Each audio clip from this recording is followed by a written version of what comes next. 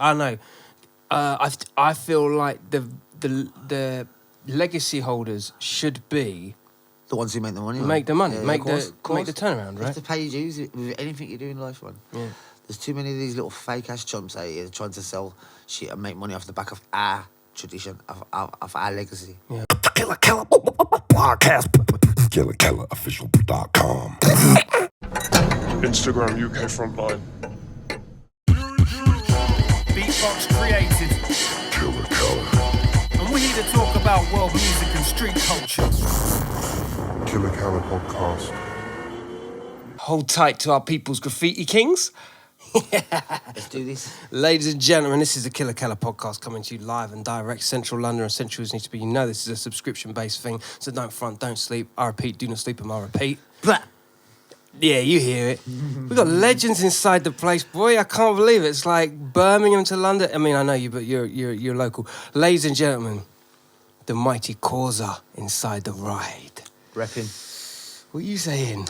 I'm good, you know, family. I'm good. Thanks for having me down, man. No, it's lovely to have you in. You know what I mean? It's and a reflection, a true reflection of what the podcast is doing, man. The fact that you know you come through and you're just like, fuck that, I'm coming down on this one, I'm doing this one, this is it, you know. And you got crew inside the place, make some noise, crew.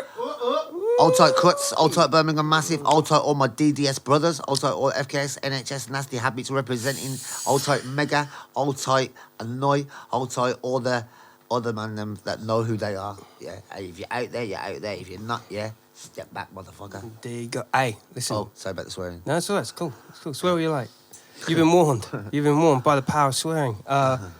Korsa, for those of you who don't know, legendary. I mean, I say that because we've got music heads inside the place too. Korsa is a veteran leader and pioneer in the Birmingham area. I'm gonna say pioneer. I'm gonna throw it out there, bro, because like you were really you did the crossing. You came from over there to here, over there. Like I don't know anyone that was more powerful in the two. Hold on, first and secondary leading cities of the UK. You kinged them all. You went king. You went king. Yeah. Thank you, man. I appreciate that. Truth. I appreciate that, yeah. Truth. Yeah, I'd say I'm king, man. Definitely. Yeah. I'm running shit, bro. I'm running this. I'm here. But bro, how are you? I'm good. I'm really good. Right about now, life is good. Yeah. I'm out there doing my thing. Man. If you want any artwork doing you just hit me up on Insta. I'll do that stuff. You know. But this is the thing is like it's a progression, isn't it, of like what's going on right now in the scene. Is there's definitely a focus on. I don't know. I feel like the legacy holders should be the ones who make the money. Make the money, yeah, make course, the turnaround, right? You have to pay your dues with anything you do in life, man. Yeah. There's too many of these little fake ass chumps out here trying to sell shit and make money off the back of our tradition, of our legacy. Yeah. It's not good. Yeah. It's the kind of thing that fortunately the platforms are very fucking fruitful and they're giving right now. So. Nah, real talk. Real talk. I mean? You see, graffiti, it's become a fashionable thing, isn't it? It's a different breed of people doing it these days. It's not the generation that I'm from. You know, the generation that your zombies are from, your teachers, your cousins. There's a whole new generation of writers out there that haven't got the same morals, that haven't got the same understanding of graph or of life that in general. Well, graffiti writer's life. I mean, That's it, I think it's all about documenting that shit with podcasts because one thing that I'm really engaged with is like the whole tapestry of it all. Just how characters integrate, and you know, it's a subcultural in itself. And yeah, man, it's like. Do you know what though? I say listen, characters integrate. I say real knows real, right? So. When I say real, that means that mean real to who you are. Yeah, like as in, like I can deal with anyone if they're real to themselves. You're a skateboarder. I can deal with you correctly. If you're a rocker, you're a rocker. If you're a graph artist, if you're a roman, you're a roman. As long as you're real, I can deal with you. Yeah. Real on to a yourself. Level. On a level. That's all that matters. I can't deal with fakes. Can't deal with fakes. Yeah, I think there's a moral value in all of that. All of it, man. Let's take it back. Let's go back to the source, okay? Right, so, a young Korsa, all right? Yeah. Family together? Did you come up through a normal, like, family? Well, Yeah, man. Well, did you come No, from... not just me. I grew up. Listen, I grew up living with different members of family, aunties, all that kind of stuff. Yeah, man. I was an out there kid, man. I say that. I was out there. Creative? I suppose you have to be creative, don't you, man? Yeah. You have to be creative. Creative in life, bruv. Is the creative value in your art more so towards the art or the vandalism? That's a question, eh? Do you know what? You like that? Listen, you know, I hate people that say they don't like art. I like this, but I don't like the tagging. Listen, right, that's their opinion, but I love it all. I love it all. In fact, I love the vandalism. I love seeing places bombed out. I love seeing the stuff that got me into graph, the tagging. I've heard other people say they didn't like graffiti. I love graffiti. I loved everything about it. I love the tagging. I love the mystery of it. I heard Teach in his interview talking about the myth, you know, and the mystery of it. Yeah, like I loved that about it. That's what I liked about graph. Well, I think there was I loved, like, to meeting you now, you're the fucking soundest geezer. And up until this point, there was just this air of Mr. Mystique about Korsa. The fuck, like it was just, your attack on, particularly roadsides, brutal. Well, it's Korsa, KORSA, King of Roadside Action. Remember that, man. I remember and know this. Whoa. Know this. Dude, I didn't even know that. That's sick. King of roadside action. Come on. Can I also add King of Railside Action as well? Yeah, just to remember that one, yeah. So we're talking in retrospect now, but what we will definitely say is you had a thing about that. You had a that became a notoriety. Now, to be fair, yeah, that in Birmingham, that's what I did. Roadside. When I say, I don't think anyone's really done it on the levels that I've done. Like, I've seen people like ATG doing rooftops and this, that, and the other. But I was doing street dubs. Like, literally, that was my speciality. Street dubs, raw on the street. Like, if you came to Birmingham, any bus route, basically it would be like a gallery. Flooded, the whole route would be like a gallery. You'd be at one side of the bus. Top of that. You ask anyone, so, like, from early 90s through to like early 2000s, if you catch certain buses through, in fact, any bus or any train or any canal in Birmingham, you would see that guy Korsa. Is that a geographical thing with Birmingham? Like, cause it's very, you know, from Spaghetti Junction outward, it's very traffic orientated. Yeah. That's it. That's what it is. Yeah. That's what it is. If you like Birmingham, right? See, London back in the day, they've had their underground. Like in Birmingham, it was all about the buses. Like in the 80s, I don't know. It's notorious that Birmingham had, like, the Birmingham buses were like notorious, like bombed, blitzed, Really? sort of, like, to the point you couldn't see out the windows. Like you know, like he had New York trains. Yeah. Right, ask Zombie this. Yeah, he'll tell you straight because he was actively part of it. Yeah, like the buses, central bus yards. People used to go to the bus yards and came the bus yards like people do train yards here. But like you had like 15, 20 mans going to yards and just caning every single bus. Like the buses were blitzed in Birmingham. So it was all about the buses. It was all about the roads. It was, but yeah. That's it. Were you the only person that was out there as prolifically? Nah, do you know what? See, the buses, yeah, was when I was a kid. That's when I was getting into graph. Right now, this is when Ray. I've said in interviews before with other people. Like, obviously, this is when he was over in the mix. I was a little kid growing up, seeing these older people around my area tagging us, and that's when I noticed all the graffiti and. I've just got memories like of all subways and Spaghetti Junction when I was a kid and stuff like that, just seeing graph. But like the buses were definitely, it was before my time. Like I've done the yards since, but not since there hasn't been like a bus scene. So Who were the writers that were around at the time when you were, like you're saying, you were looking at outside the fringes of like graph on the bus? Who was around? Right, Birmingham. It's the second biggest city. Yeah, there's I could name like 40 writers off straight off right now that came about. Like they're not even into graph anymore. Like they gave up graph before I came. I'm like second wave. Like, really, I'm second generation. I look at myself as second generation of writers in Birmingham. Like, probably third if you look at it in some ways. You've got like your 1985, 86, Tiski, United Bad Art, UFA, all them old school crews. Then you had like a second generation, which was classed as like Zuki, even though I class him as like that older generation. I came into I got into Graff about 88, 89, but like I didn't really do like anything about it that was noticeable till say 1991. 1991. That's when I remember really started. seeing you come through like on the different magazines and Yeah. And then you're closely affiliated. Well, you are DDS. You're super close with the guys in London. I'm proud of that as well. Yeah, I'm for proud of real. that one. That's the crew. That's the crew that I always respected. When like it took me a while to get into that crew as well, but I was rolling with certain men from DDS before that. Yeah. Who were you rolling with at the time? Kaza Zank, but like mainly them two hard. But like Kaza, he's my boy. But like the Zombie as well. Yeah. Like I sort of knew Zombie.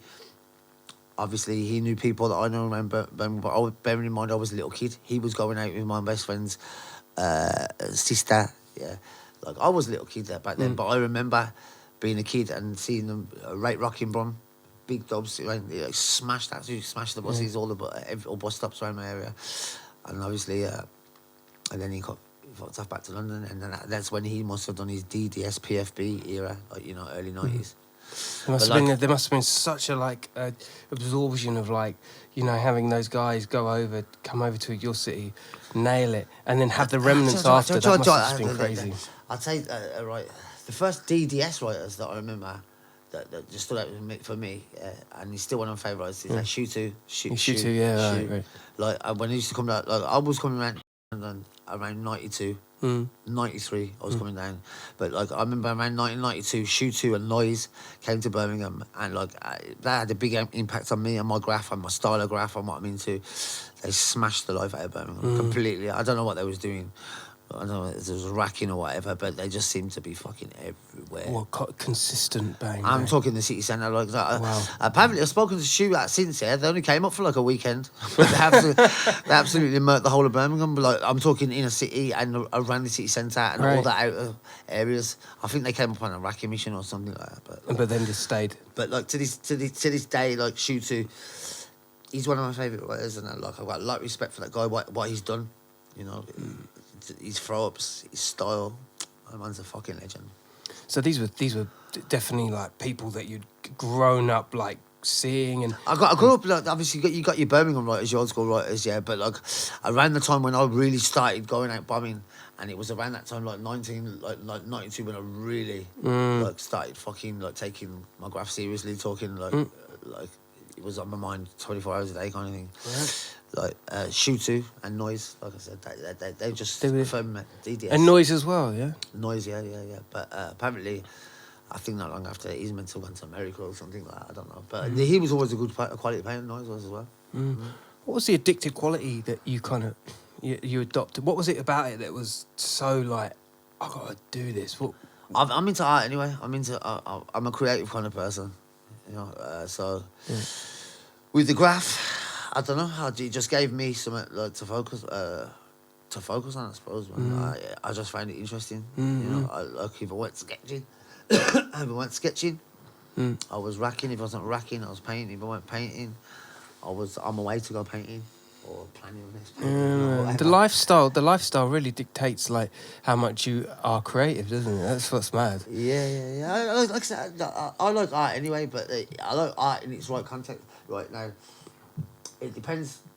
I like art, yeah, but I like graffiti, and I like my graffiti to be graffiti. I don't like this crossover thing about like artists graffiti merging too much into there's something you can look at an artistic level and appreciate it, yeah. But like as far as graph is concerned, I like my graph to be like I'm a grapher's writer. I'm a graffiti writer's writer. Yeah, you are. I'm not like a. Yeah, you are. One of these. Give me. I'm not like 100%. I'm not one of these. Like artists, right? Like kind of thing. Yeah, you're the kind of person that recognise real Like Is it? that, Is it? you're that I want my guy. graffiti to be like graffiti, like splat. It's been thrown Yeah. on there. I like the rawness of it. I don't like. I'm not into all these people painting fucking murals of faces and this and the other. Like, don't get me wrong. I can look at it and say, yeah, that's good. But if you go around Birmingham, certain areas of Birmingham, like Deepest area, there, you've got all these street artists. Yeah, and if it was down to street artists, all you would ever have is murals everywhere. And if you had murals, what the fuck is the point in doing graffiti? Yeah, because you can go to any art gallery and see murals. Yeah, like, where's the rawness in that? You don't develop a style during a mural, do you? A mural is a mural. He's copying something. Yeah, you're not developing anything. You're not doing anything for graph. It's a cleanliness and you've got the time. The times can be limitless when you're doing a mural or a stencil. Would you, right? Would people be into graph if you just went around all day seeing pictures of faces, murals? Like, and I like murals. I like, you know, I drew this photograph. Yeah. Oh, he's drawing photographs. I've drawn photographs. Pictures of faces. Pictures of Incredible Hulk. Pictures of these pictures. Who the fuck is? You can see that anywhere. What makes that? What makes that so interesting? I totally feel Someone that. can paint, like, I mean, so you could do it on a canvas. You could do it on anything. Go to an art gallery, see that shit. Right. As far as I'm concerned, graph is about letters, rocking letters. It's about characters, putting that little lean on there, that certain little style into letters. Yeah. If you can do straight letters. This is a true testament, right, to me. If you can do straight letters, yeah, and make them letters have style and give them some sort of movement with the most simple, basic letters, yeah, then that's how you are. Then you're a total win. That's all right. It's funny, isn't it? Because like people use the legacy of graph and all of its criminality to make street art, and then hook themselves onto it. Yeah. Street art becomes the cool thing to say and a safe thing to say. Yeah. Therefore, it goes Socially acceptable. Socially acceptable. Yeah, exactly. Appropriation, and then it's okay. It's totally cool for you to be a graph writer all of a sudden. It's like, well, no, because you can't have that without the fact that exists, and it has existed before. Yeah, these same punks, yeah, like, you know, they'll deny the you know, they'll use our heritage, they'll use our rawness, yeah, even though they haven't got the rawness themselves, yeah. And they'll book a ride off our realness, yeah, with their fake ass selves, yeah. And then they'll use it, yeah, but then they'll denounce it when it comes to the point, yeah, where they think they can make a bit of money out of it. Yeah, no, I'm not from that roots, I'm an artist. You know what, you need to get the fuck out of here, brother. Move. Yeah. Yeah. Here's an argument for you, because while I'm on the devil's advocate, right? So you have this. Don't be no devil's advocate, no for art fags, man. Oh no! Let me 10 foot, man. Make it 10 foot. He'll batter them. No art fags. 10 foot. He will tell them all. I've seen him dug him, mate. He's even came to Birmingham. We don't like art fags, man. Right, look. So let's play devil's advocate, okay? Right. So not art fags, not art fags, quote unquote. But when thank you. When you have the commercial wave of street art and stenciling and blah blah blah blah, that does allow the pendulum to swing. No, you know what I'm saying that it's good to a certain degree. Yeah, it is, because it's sort of bridging the gap between what people didn't understand before so much, and it's sort of like it softens the blow of graph. Yeah, and it makes people who wouldn't be into graph usually sort of give you a chance, like, you know, subconsciously before whereas they would have written you off before. It gives that a twist there. That thing there is fucking bastards coming down. I suppose I've got loads of work off the back of these like they're making they've probably got work off the back of my history and this and the other, but at the same time, I'm using their socially acceptable side of things to put myself out there a little bit more. Kind of go a little bit more more extreme. Like, how far can you take a piece, like, against the grain of what is the status quo? Like, right. There's a few of these people around Birmingham now, right? And like I think they must have like tagged for a year or something. Yeah, they're from like certain areas of Birmingham. And, you know, they've got really good at sketching, and you go on, I've looked on some of these people, and like they've never really done graph. They've probably done a few tags here and there, but they're really good at sketching. And I've seen these same chumps, like, who do you think you are? Yeah, selling sketches and trying to sell canvases. And Okay. That, yeah. And like, you know who you are, you little chumps. Yeah, how can you even try and sell canvases? Yeah, who are you? Yeah, if I see you selling canvases again, I'll snap it over my knee, yeah, and I will throw it in the bin, yeah, with your fake ass Armani tracksuit that you wear as well. You know who you are, yeah. You know who you are. I think we're now. It's a bit like Guess Who. We're slowly narrowing down the person, with every snap. So, do you know what I'm talking about? Yeah, right. I know what I'm talking about. Who's doing there's certain people doing canvases now. I've seen them advertise saying, "Oh, yeah, if you want any canvases, yeah, DM me." I'm thinking, what the fuck have you ever done? Like, what have you ever done? And really, I say you know who you are. Like, they do know who they are, but I know who they are as well. Yeah, and like.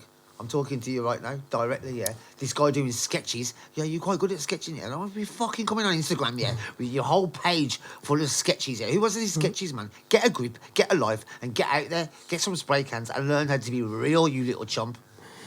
I'm just being funny, man. Let's take it back to normal now.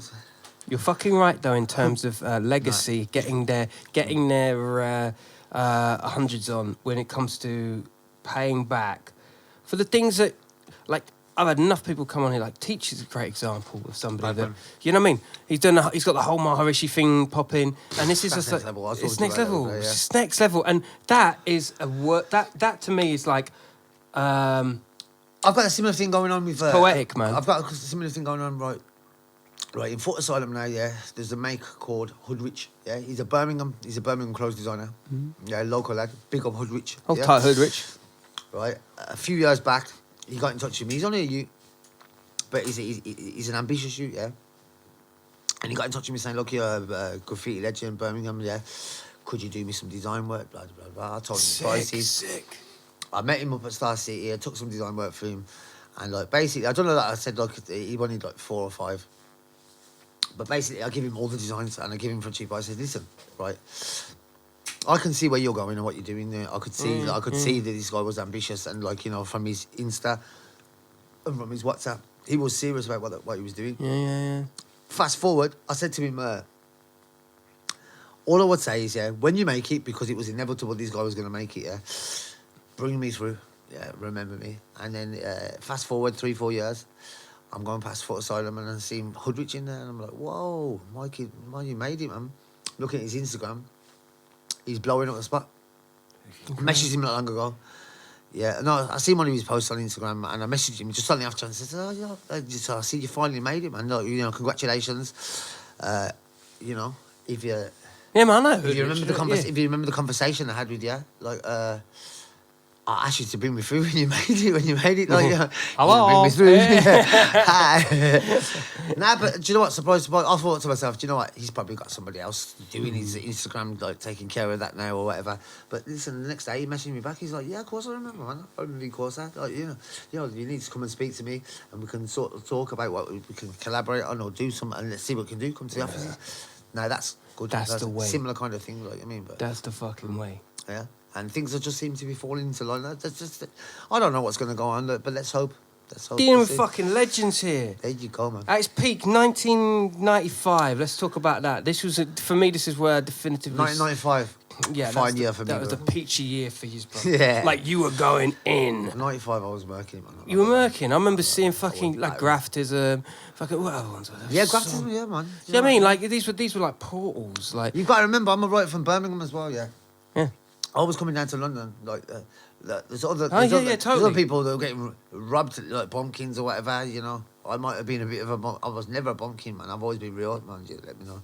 But, like, people didn't come from out of London. I think Drax was saying the other night, it was like a very insular scene. People didn't come from out of London and really... No, they didn't. Like, whereas me, I come down here, I was smashing it, linked up with Kaza, Char, these people, straight away. What do you reckon it was? Just skill set? Just tenacity? I don't know. I just think, you know, if you're like a real person, like I said, real. And I was just in the mix. I was just a dodgy little bastard. I'm not gonna lie. Full on thief. Yeah, I just blended in nicely with everything. Yeah. London lent itself to me, and I lent myself to London. So you acclimatised well. You know what? It helped that I sort of knew like Zombie as well, like and stuff like that. Yeah. Hold tight Zombie, fuck, all day. Hold tight Zombie, that's my big brother there, yeah. Don. And Hold tight Jax as well, my G. Yeah, man. Yeah, I mean, you kind of, for me, it was like, if you would have said, you know what I mean, you're from a certain area, like, it was you were part of that forward march on. Yeah. You know, on the They were scene. good years. That's it. So They were good years, man. Like what happened is right.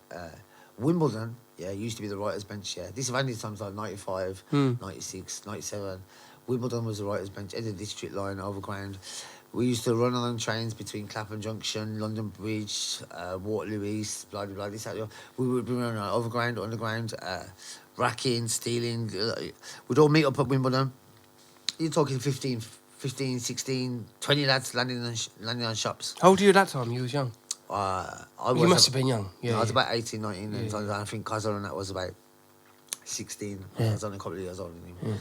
I mean, but like, them times were just the best times of my life. I'll be honest with you, the best times of my life. Just like free everything. You know, people buy paint these days. Everything was free, from travel to trainers to even going back to Birmingham. And I would say to my mum, "I'm going to London, mum, for a week."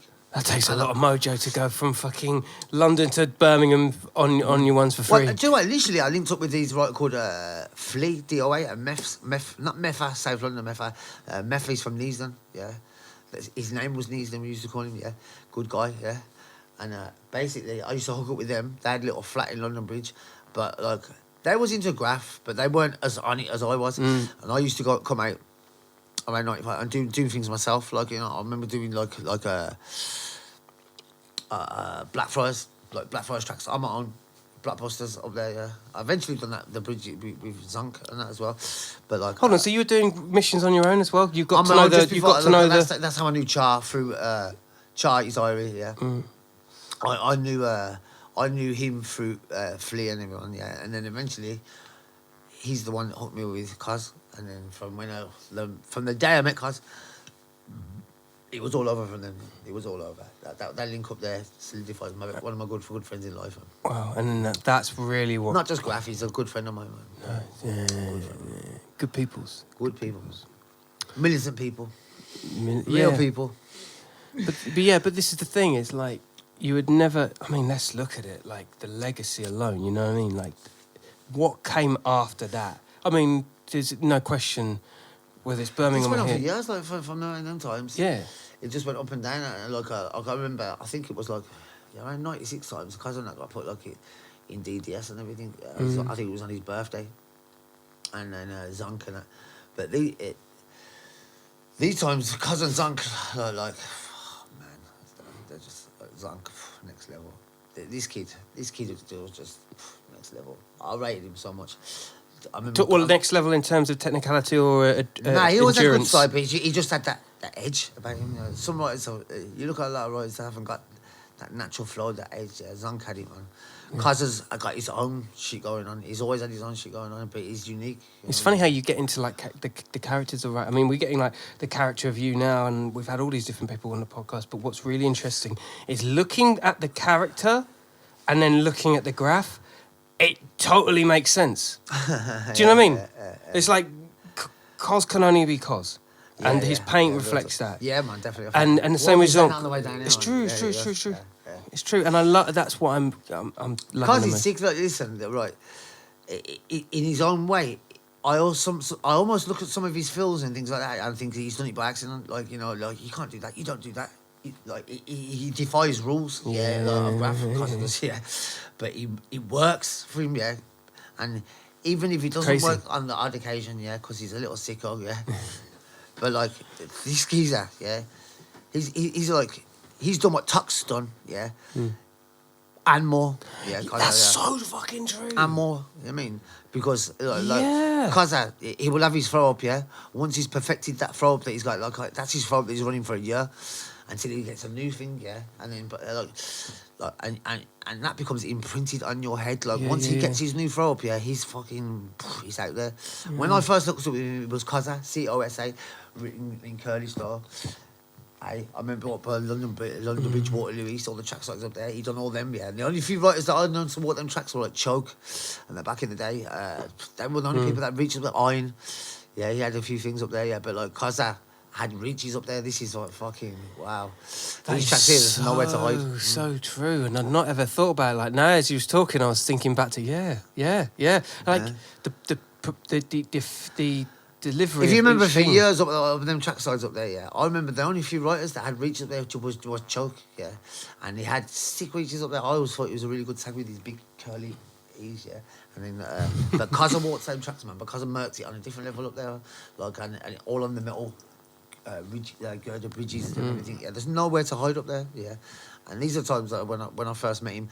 And I remember just at that same time coming down to London, jumping off at Euston, getting on the Northern Line, yeah, and Northern Line pulling in barbecue black as on across the front there, yeah, red oxide, plastic coat, cozzers, all stainers, all down the side. Like fucking murked it. These kids, yeah, you've got to understand, yeah, like murking off train yards. There's no one out there like these people. These characters have been there. Yeah. And there's no one out there. There's no youngsters coming up like that, man. Well, there has been a few since, yeah. What do you But reckon? not like Why do you that, reckon man. that? What do you reckon is, Kay? What's your theory on that? Because the Graff's lost its rawness, man. Graff's lost its edges. Graff's lost its mystery. Is it to do? It's all there in your fingers. Is it a social? Is it the fact that it's really hard to? I mean, like Teach was citing like 15 dubs a night, and like back in the I day. even rate that 15 dubs a night, yeah. Like Back I've in the never day, done that's 15 dubs a night, crazy. yeah. But like I did used to like do 2-3 a night, yeah. Like you know, what I mean? And like I was basically in Birmingham. Was doing like me and Zuki. We would go out, yeah, and we'd do like we'd have the Simoneys chromes for all car paint and stuff like that, home base, plastic coats, or Spectra, and we'd do zigzag fillings. Out of one can of paint was getting like 3 dubs, yeah, but like we was doing the zigzag fillings, more. We do track sides. The beautiful times, man. People who haven't lived through that or witnessed it, yeah, don't realise. The people into Graff now, yeah, they're into Graffs for different reasons, yeah. Whereas the era that I got into Graff and the reasons I got into Graff, yeah, it was a whole different kind of buzz, man. It was a whole different. Yeah, like I remember seeing Zuki tags. On the number 8 bus, the inner circle bus route, when I was a kid, I was thinking, how could I ever meet this guy? You know, like Zuki, man. He had his like throw up and the tags around, and thinking, wow, who is that guy? Like, I mean, how am I ever going to meet? And like, you would almost do detective work on these things. It was like that was part of the buzz. You know, you had to put hours in. You had to literally put physical hours in, yeah, to be into Graff. I mean, it wasn't just sitting and looking on Instagram and painting the board again, and then painting another day, and then painting that board over there, and doing this. It was physically demanding, as in, even to do your Graff, to have the tools to do your Graff, yeah, you had to spend a day out racking, you know, racking paint. People don't rack paint no more. It was toy if you bought paint. I would never buy. I've never bought paint. I was trying to work this out. We were talking about it on the way over here. To have a Graff writer's life back in the day, right? So, explain to me the processes. Here's how I'm envisaging it. Wake up, rack, paint. Right, I'm going to go through a scenario with, right, I'll go through, like, say, typical couple of days. When, Yeah. Like, The day in the life. right, The day in the life. right, let's start the night before, yeah, right. We've got our bod, yeah, from whatever's happened in the daytime. We're jumping on the bus back to Croydon, yeah. We go back to Croydon because my boy, because he was sort of out of them ways. I don't know if I should say that, but it doesn't matter because life's gone on. It was Life's moved on, man. 20 years ago. Yeah, it's a long time ago. But we'd sit in the house. Everything is in Watch Friday, retrospect, by the way. constantly watch Friday. Damn, Smokey, pop off give, you fucking rotation. We used to just watch that constantly, yeah. And then we'll get up in the morning, have a shower, smoke board, watch Friday again, or watch Deep Cover, yeah, Lawrence Fishburne. cool, We used to yeah. watch that all the time. I remember me and Cousin used to watch that, yeah. Then we'll get dressed, go out. Well, fill our pens up first before we do anything. Fill our pens up full of Pantone or Fibins. We fill that out. Jump on the bus, bomb the bus. Get to Croydon, raise some beer, rack a few booze, raise clothes. Then the whole day would be we'd either sometimes go up north to link certain mans up north like Zank, but when we go up north, we'd spend the day up north. Or we'd go and link Mirock and or Bombs, Tuba, and then mans, yeah. But them were good days, yeah. Holsden, Wilson Junction, yeah. I bogarted from bogarting is running out. Yeah, I was going to say, what's bogarting? At What's that? McDonald's, yeah. Holston McDonald's are bogarted. What's bogarting? What's 15 chicken burgers, yeah. What's bogarting? What is that? Bogarting is a term, like an old, like New York term for like basically doing a run out for the shop. Okay. But back in the day, you could order food at McDonald's, yeah. Once you bought the food, you say, oh, Yeah. could I get hot chocolate as well, please? They'd go, oh, yeah. Just walk off to pick up the bag, bam, gone. 15 chicken burgers record from Holston. 15. From Holston. Yeah. Hold I know on the Bogart thing, on. yeah. I know some people remember this. I know everyone remembers me as a mad, crazy guy, yeah. I Bogarted Brixton 7-Elevens, yeah, for 2 bottles of Jack Daniels and 40 Benson. Yeah. Jesus For 40 Christ. Benson. And do you know the chase I got off them fucking Tamil Tigers that weren't in there, yeah? Oh my days, the chase I got from them, man. Shit. And just before I crossed Brixton, the high street of Brixton, it was all slippery bricks. It was pissing down with rain that day. I know who will remember this, yeah. Plug will remember this, yeah. I know there used to be a right called Buddha. There used to be a Plug. Yeah. And then Touch there, because I remember Touch used to come on roll. That's when they just started, because Touch and Plug, they used to just come. They used to come to Wimbledon, but I think they used to chill over, like, is it White City or with other like writers like Blink. There was a whole little crew of writers from there, like Chang and people like that, and that little gang or.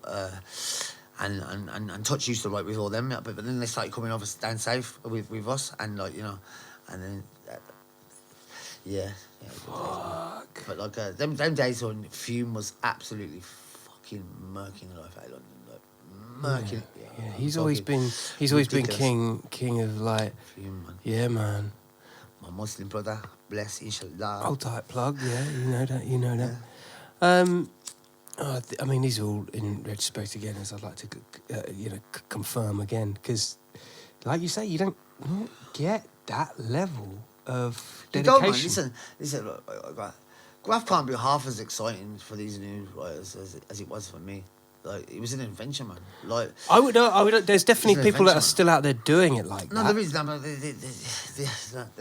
they're doing it like that, yeah, but not to the extent like that it was done back in the day, because Not the same, there's is it? people out there racking and doing their thing, yeah, but like as far as like Graff related, like racking paint and things like that, yeah, and like it weren't just a matter of like racking paint, yeah, you had to get like, you know, a lot of pieces back in the day, like it depended what you had that day, you know, like some pieces would be funny colours, you know, or you had to decide like you couldn't just decide, I'm going to put a white outline on this piece, like you can these days, or you can decide any colour for an outline these days. Yeah. Back in them days, you had to like contend with like what paint would cover what, like what the availability is, how much of that did you have? Okay, yeah. Yeah. Is the paint thick enough in that colour to do an outline, or to? Yeah, because sometimes you'll have pink and it'd be like really translucent and not the one. I know pinks were hard to get back in the day. I Yeah, used that's to what think to Simon myself. said. Yeah, Simon said that. So essentially, like, there's some fors and against of what's going on now, but the dedication of lifestyle isn't there. Yeah. Yeah. There's still little road bands out there, yeah, but like. Do you think it's fortunate? It's quite fortunate that, like, that as the generations move on with Graff, fortunately there is that kind of there's that pocket where you can go and buy paint, so you're not feeling like in your 50s and 60s like you've got to go and rack. You can go and buy paint. Right, listen, I don't knock it. I've bought paint myself in recent years. Yeah. But like I don't spend my hard-earned money on paint. Like, or I'll probably buy like 3 cans, 4 cans here and there.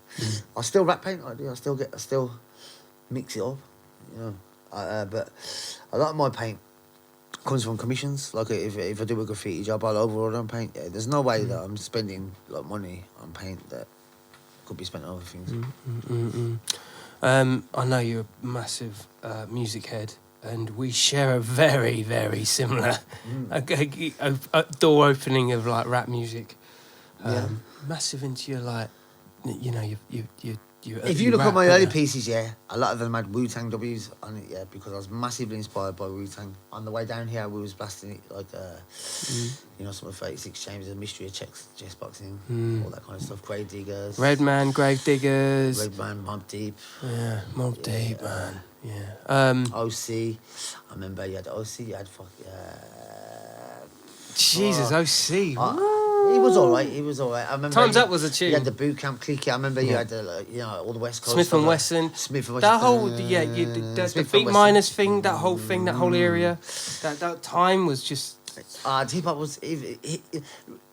I think the graph scene, the hip hop scene, is sort of reflective of the way the graph scene's gone. Like, This episode continues over on your favourite podcast platform. Don't forget to subscribe to us.